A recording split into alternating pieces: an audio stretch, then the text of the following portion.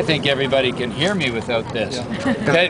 Can you hear me okay? Yeah! Okay, I don't think we need the technology. Our voices can be strong without electronics, right? Yes! Right! Free, free! Aung San Suu Kyi! Aung San Suu Kyi! I thought your voices were stronger than that. Free, free! Aung San Suu Kyi! Aung San Suu Kyi! Thank you. I'm here representing the New Democratic Party of Canada, but I believe also I can say that all members of Parliament in our House of Commons are standing with you today as we witness a terrible injustice and we call for justice. It is so wrong to have seen what the military junta has been doing these last 20 years when it comes to the movement for democracy in Burma. And many, many Canadians were moved by the struggle of the monks. They have been moved by the struggle of Aung San Suu Kyi, so much so that she has been made an honorary Canadian citizen. Yeah. That's right. Well, my friends, it is time for all Canadians to stand up for our honorary Canadian sister who has been unjustly imprisoned once again. And just as our government should be stepping forward to protect any Canadian citizen who faces injustice, no matter where they might happen to be in the world, we call for our government now to take all the steps that would be taken to protect any Canadian citizen from an unjust trial.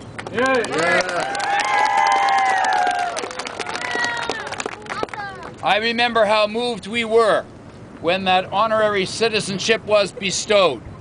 It was a statement by our country of a belief in democracy, of a belief in this woman's struggle and of the people's struggle in Burma for the right to determine their own future through elections, and that elections should be respected. And the fact that the people's choice was overturned by the military junta is something that stands as a stain on the situation globally of democracy. And so you stand here in Canada today at the forefront of the struggle for democracy and human rights. And we must continue to build this movement right across Canada. Let us call on our government to use all of the powers that it has under a piece of legislation called CIMA, which has to do with economic sanctions, some of which measures have been put in place. But I would call on the government now to make sure that no investment whatsoever is taking place in Burma as long as this injustice prevails.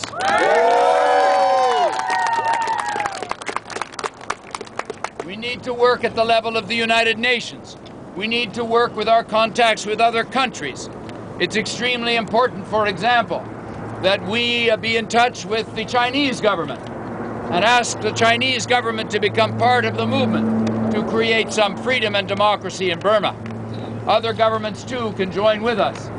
We're sure that the U.S. administration will take up this issue under the leadership of President Obama, and we should stand with a growing movement of governments around the world that say that this kind of imprisonment is absolutely unacceptable. How can an election take place next year when the leader of the most recently elected popular movement of Burma is in jail? It cannot happen. So friends, we're here in solidarity with you.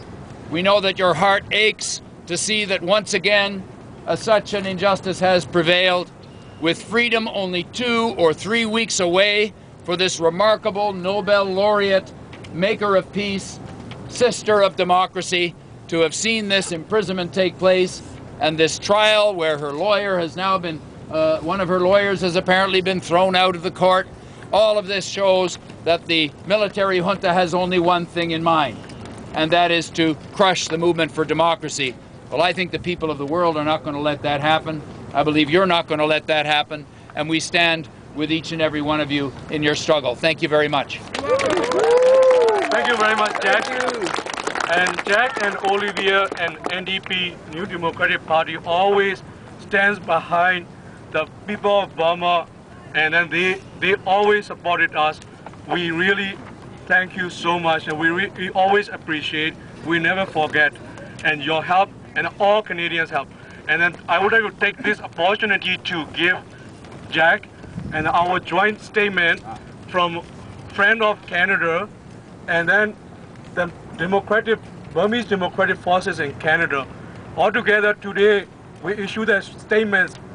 11 organizations in Canada jointly issued their statements to call upon Canada and international community.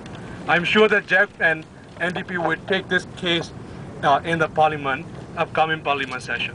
You can add the name of the New Democratic Party of Canada to this statement. Thank you very much. Yay!